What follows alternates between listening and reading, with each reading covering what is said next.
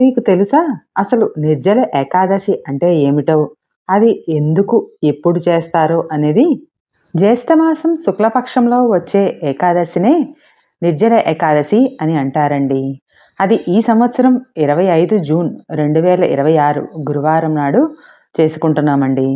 అయితే ఈ ఏకాదశి ఎలా వచ్చిందంటే, పాండవులు తమ అజ్ఞాతవాసంలో ఉన్నప్పుడు వ్యాస మహర్షి వారిని దర్శించుకుంటారు. అప్పుడు భీమసేనుడు వేదవ్యాసుని వద్దకు వెళ్ళి ఇలా అన్నాడు: గురుదేవా, నా అన్నలు, తల్లి, భార్య అందరూ ఏకాదశి వ్రతాలు ఆచరిస్తున్నారు. కానీ నాకు మాత్రం ఆకలి చాలా ఎక్కువగా ఉంది. నేను ఉపవాసం చేయలేను. అయినప్పటికీ అన్ని ఏకాదశుల ఫలితం పొందడానికి ఏదైనా మార్గం చెప్పండి అని అన్నాడు. అప్పుడు వేదవ్యాస మహర్షి ఇలా చెప్పారు: భీమ, జ్యేష్ఠమాస శుక్లపక్ష ఏకాదశిని నిర్జల ఏకాదశి అంటారు.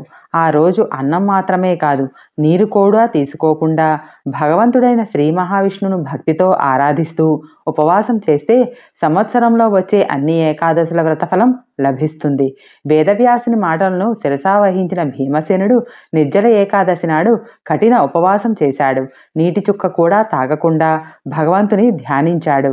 అతని భక్తికి ప్రసన్నుడైన శ్రీ మహావిష్ణువు అతనికి అన్ని ఏకాదశుల పుణ్యఫలాన్ని ప్రసాదించాడు.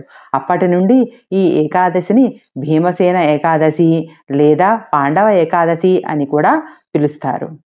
ఈ నిర్జల ఏకాదశి రోజున పవిత్రమైన గంగాజలంతో శ్రీ మహావిష్ణువుకు అభిషేకం చేయాలి. తరువాత పసుపు రంగు చందనాన్ని తిలకంగా దిద్దాలి. విష్ణుమూర్తికి శనగపప్పు, బెల్లం మరియు లడ్డూలను నైవేద్యంగా సమర్పించాలి. ఓం నమో భగవతే వాసుదేవాయ లేదా ఓం విష్ణవే నమః అనే నామాలను భక్తితో పఠించాలి. శ్రీ విష్ణు సహస్రనామ స్తోత్రం పఠించడం వల్ల విశేష ఫలితం లభిస్తుందండి.